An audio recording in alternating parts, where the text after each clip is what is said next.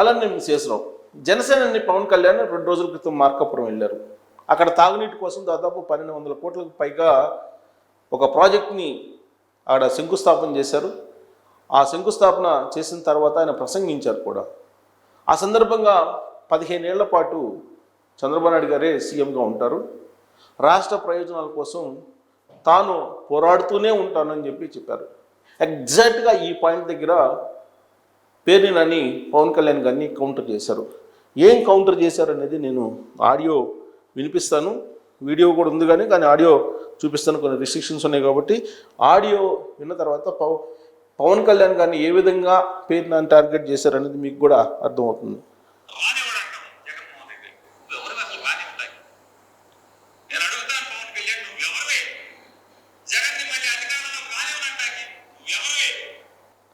ఇది నువ్వెవరివి, మళ్ళీ జగన్మోహన్ రెడ్డి గారిని అధికారంలో రాకుండా చేయడానికి నువ్వెవరు అసలు అని చెప్పి ప్రశ్నిస్తున్నారు పేర్ని నాని గారు పవన్ కళ్యాణ్ గారిని.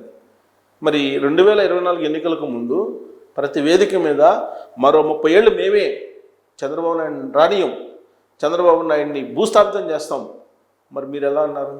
మీరు అన్నారు కదా, మీరు ఎలా అన్నారు అనేది ఇప్పుడు జన సైనికులు సోషల్ మీడియా వేదికగా ఇప్పుడు పేర్ని నానిని ట్రోల్ చేస్తున్నారు. ఇంకేమన్నారు చూద్దాం. సంవత్సర కాలంగా ఎక్కడున్నావు? ఈ రాష్ట్ర ప్రజలకి ఏం చేశావు?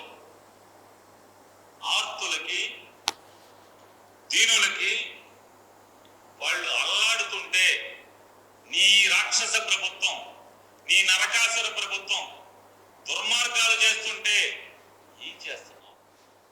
సో సంవత్సర కాలంగా పవన్ కళ్యాణ్ గారు కనిపించట్లేదంట ఎవరికి, పేర్ని నాని గారికి.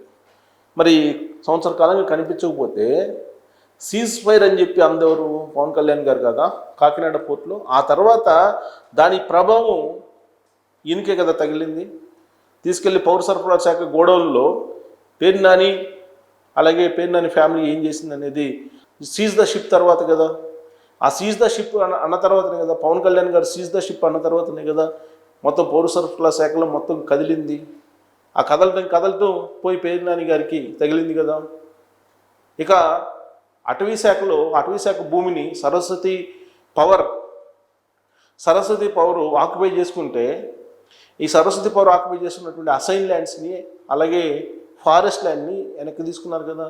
ఇప్పుడు మళ్ళీ పెద్దిరెడ్డి రామచంద్రారెడ్డి గారు ఆక్యుపై చేసినటువంటి అటవీ శాఖ భూముల్ని తీసుకునేటువంటి ప్రయత్నం చేస్తున్నారు కదా.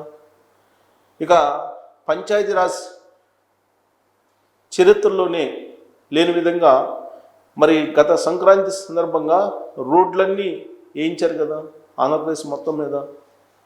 మరి ఇవన్నీ చూడలేదా పేర్ని నాని గారు అనేది జనసేన సంబంధించినటువంటి సైనికులు ప్రశ్నిస్తూ ఉన్నారు. పవన్ కళ్యాణ్ గారు గిరిజనుల దగ్గరికి వెళ్ళింది కనపట్టలేదా? ఈ మధ్యకాలం నిన్నగాక మొన్న గిరిజనులకి మామిడికాయలు పంపించారు కదా, అంతకుముందు చెప్పులు పంపించారు కదా, స్లిప్పర్స్ పంపించారు కదా వాళ్ళకి. పవన్ కళ్యాణ్ గారు ప్రతి సందర్భంలో కూడా ప్రభుత్వంలో జరుగుతున్నటువంటి కొన్ని అంశాలని ప్రశ్నిస్తూ ఉన్నారు కదా. మరి ఏడాది కాలంగా ఏమైపోయావు అని చెప్పి పేర్ని నాని గారు అడుగుతున్నారు అని అంటే జన సైనికులు దానికి సమాధానం చెప్తూ ఉన్నారు సోషల్ మీడియా వేదికగా. ఎక్కడున్నావు? బయటికి రావు. చంద్రబాబు కోసం మాత్రమే బయటకు వస్తావు. ఆయన మీరు 2019లో కూడా చెప్పారు ఇట్లాగే, జగన్ వాడు రానివ్వను, ఇది నా శాసనం.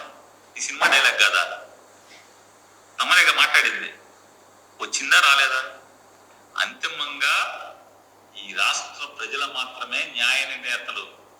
జగన్ని తేవాలన్నా ఆపాలన్నా, చంద్రబాబుని పాతాళానికి తొక్కాలన్నా, సీటులో కూర్చోబెట్టాలన్నా ఈ రాష్ట్ర ప్రజలదే అంతిమ నిర్ణయం తప్పితే నీకులాగా నాకులాగా ఈ రాష్ట్రంలో ఉన్నటువంటి ఏ గొట్టాంది పాత్ర ఉండదనేది నువ్వు నేను తెలుసుకుంటే మంచిదని చెప్పాను కూడా ఆయనకి చెప్తూ. సో ఇది ఏ గొట్టానిది ఉండదు, అధికారంలోకి తీసుకురావాలన్నా, అధికారంలో నుంచి దించాలన్నా, పాతాళంలో తొక్కాలన్నా ప్రజలే అంతిమ నిర్ణేతలు అంటున్నారు. నిజమే. లాస్ట్లో ముక్తాయింపు మాత్రం బాగా ఇచ్చారు. పవన్ కళ్యాణ్ గారిని ఉద్దేశించి నీకు కానీ నాకు కానీ ప్రజలే న్యాయ నిర్ణేతలు అంటున్నారు. ప్రజలే న్యాయ నిర్ణేతలు. కాదంది ఎవరు? ప్రజాస్వామ్యంలో ప్రజలే ప్రభువులు, ప్రజలే న్యాయ నిర్ణేతలు, ప్రజలు ఇచ్చినటువంటి తీర్పే శిరస వహించాల్సిందే. కానీ ఓడిపోయిన తర్వాత ఏమన్నారు? అసలు ఎందుకు ఓడిపోయామో అర్థం కావట్లేదు, ఈవీఎంలు ట్యాంపరింగ్ జరిగింది, ఢిల్లీలో పెద్ద పెద్దోళ్ళు ఉన్నారు, అక్కడ ఏం చేశారో తెలియదు, ఆధారాలు అయితే లేవు, కానీ ఏదో జరిగిపోయింది అని చెప్పి మీరు మాట్లాడారు కదా. మరి మీ నాయకుడు మాట్లాడినప్పుడు జగన్మోహన్ రెడ్డి గారు ప్రజాస్వామ్యంలో ప్రజలు ఇచ్చినటువంటి తీర్పుని మీరు కించపరుస్తున్నారు, వాళ్ళు ఇచ్చినటువంటి తీర్పుని మీరు అగౌరవపరుస్తున్నారు అని చెప్పి చెప్పాల్సిన బాధ్యత ఉంది కదా అని చెప్పి ఇప్పుడు సోషల్ మీడియాలో పవన్ కళ్యాణ్ గారి ఫ్యాన్స్, ఆయన సైనికులు ఇప్పుడు పేర్ని నాని గారి వెంట పడుతున్నారు. ఇప్పుడు సోషల్ మీడియాలో ఇదే పెద్ద హైలైట్. పవన్ కళ్యాణ్ గారు వర్సెస్ పేర్ని నాని గారు, వీళ్ళిద్దరికి సంబంధించిన అంశమే. అసలు పవన్ కళ్యాణ్ గారు చేసిన తప్పు ఏంటి? ఆయన మార్కాపురం వెళ్ళి మరో 15 ఏళ్ల పాటు కూటమి ప్రభుత్వం ఉంటుంది, చంద్రబాబు నాయుడు గారు ముఖ్యమంత్రిగా ఉంటారు, ఈ రాష్ట్ర ప్రయోజనాల్ని కాపాడుతాం మేము, జగన్మోహన్ రెడ్డి గారిని మళ్ళీ రానివ్వము అని అన్నారు. రానివ్వము అని అంటే కత్తులు కటారులు తీసుకొని పోయి కాదు కదా, అది కూడా చెప్పారు ఆయన. మీరు రంపాలు తీసుకొని పోయి కుత్తుకలు కోస్తాము రప్ప రప్ప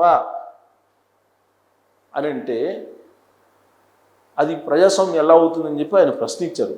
ప్రశ్నించి మీరు ఇలానే మాట్లాడుతుండండి, మీరు ఇలానే మాట్లాడుతుంటే ప్రజలు మిమ్మల్ని ఇలానే తిరస్కరిస్తూ ఉంటారు, కాబట్టి మీరు అధికారంలో రారు అని చెప్పి ఆయన చెప్పారు పవన్ కళ్యాణ్ గారు. దాన్ని ఇంటర్ప్రెట్ చేస్తూ పేర్ని నాని గారు నువ్వెవరు రానివ్వకపోవడానికి ప్రజలు మా వెంట ఉన్నారని చెప్పి ఫోకస్ చేస్తున్నారు. సరిగ్గా ఈ పాయింట్ దగ్గరే పవన్ కళ్యాణ్ గారి అభిమానులు పేర్ని నాని వెంట పడుతున్నారు.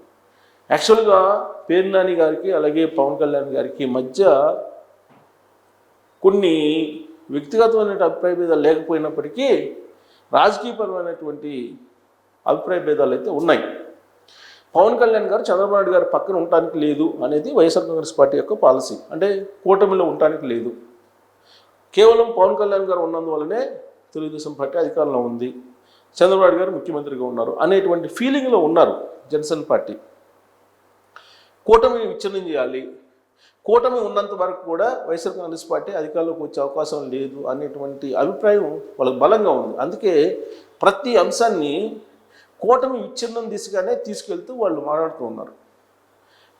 కొన్ని సందర్భాల్లో కూటమిలో అసలు విడిపోయే పరిస్థితులు ఉన్నాయి, కూటమి ఎంతో కాలం కలిసి లేదు అని అంటారు. అసలు పవన్ కళ్యాణ్ గారు పార్టీ పెట్టుకుంది ఎందుకు? ఆయన ముఖ్యమంత్రి కావడానికి కదా, చంద్రబాబు నాయుడు గారి పల్లకి మోయటానికా అనేటువంటిది వినిపిస్తుంటారు. పవన్ కళ్యాణ్ గారు పార్టీ ఎందుకు పెట్టారో ఆయనకన్నా కూడా వైఎస్ఆర్ కాంగ్రెస్ పార్టీకి తెలుసా? పవన్ కళ్యాణ్ గారు ఆయన పార్టీ పాలసీ ఏంటో, ఆయన పార్టీ డెసిషన్స్ ఎందుకు తీసుకుంటున్నారో ఆయనకి తెలుస్తుంది. ఆయన రాష్ట్ర ప్రయోజనాల కోసం అని చెప్పి క్లియర్గా చెప్తున్నారు. అక్కడ అధికారంలో ఎవరు ఉంటారనేది ఇమ్మెటీరియల్, రాష్ట్ర ప్రయోజనాలు కాపాడే వాళ్ళే ఉండాలి, అలాంటి వాళ్ళకి మేము సపోర్ట్ చేస్తామని చెప్పి క్లియర్గా చెప్తున్నారు. ఇది నచ్చట్లేదు వైఎస్ఆర్ కాంగ్రెస్ పార్టీ వాళ్ళకి. ఎన్నికలకు ముందు కూటమి కట్టే కదా వెళ్ళింది, ఎన్నికల తర్వాత కాదు కదా. ప్రజలు అంగీకరించారు కదా ఆ కూటమిని. ఆ కూటమిగానే ఎందుకు చూడట్లేదు? ఆ కూటమిలో ఉండేటువంటి పార్టీలని వేరువేరుగా మీరు ఎందుకు భావిస్తున్నారు? ప్రజలు ఆ కూటమికి ఓటేసి గెలిపించారు కదా, అని కూటమికి ఓటేశారంటే 3 పార్టీలని కలిసి ఉండడాన్ని ఆదరించినట్టే కదా ఆంధ్రప్రదేశ్ సమాజం. మరి ఆ సమాజాన్ని మీరు తప్పుపడుతూ పవన్ కళ్యాణ్ని పక్కకు వచ్చేయమని చెప్పి మీరు చెప్పడం అనేది ప్రజాస్వామ్యమా? ఇదే ప్రశ్న ఇప్పుడు జనసేనలో ఉండేటువంటి జన సైనికులు పేర్ని నాని గారికి వేస్తున్నటువంటి ప్రశ్న. మరి దీనికి ఏం సమాధానం చెప్తారు పేర్ని నాని గారు? అసలు పేర్ని నాని గారు ప్రెస్ మీట్ పెట్టి పవన్ కళ్యాణ్ గారిని టార్గెట్ చేయాల్సినంత తప్పు పవన్ కళ్యాణ్ గారు మాట్లాడారా అనే దాని మీద మీరు ట్రోల్ చేయొచ్చు. Thank you.